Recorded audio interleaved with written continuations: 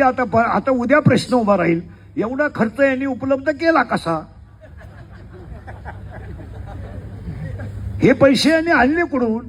मग काही एक वर्ग असा म्हणेल जनतेतेच गोळा केले आणि जनतेला दिले, दुसरा वर्ग असा म्हणेल त्यांनी जनता लुटली,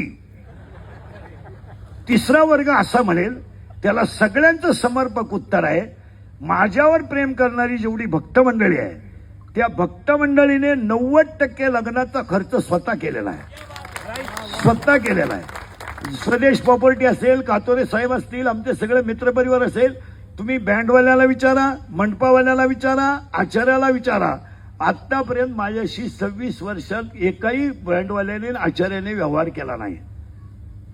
त्यामुळे तो ट्रोल करण्याचा कोणालाही अधिकार नाही. ज्यांना आता आम्हाला देणाऱ्यांनी दिलाय, त्यामुळे त्याच्यावर चर्चा व्हायचं काही काम नाही. आता फक्त मी तुम्हाला एवढंच सांगेल की ते ट्रोल करा का, हा त्याच्या बौद्धिक पातळीचा प्रश्न आहे. मी किती सांगितलं तरी 3 लाख रुपये जरी देऊन सोन्याची नळी आणली तर कुत्र्याचं शेपूट सरळ होत नाही, हा सिद्धांत. म्हणजे सोन्याच्या नळीत जरी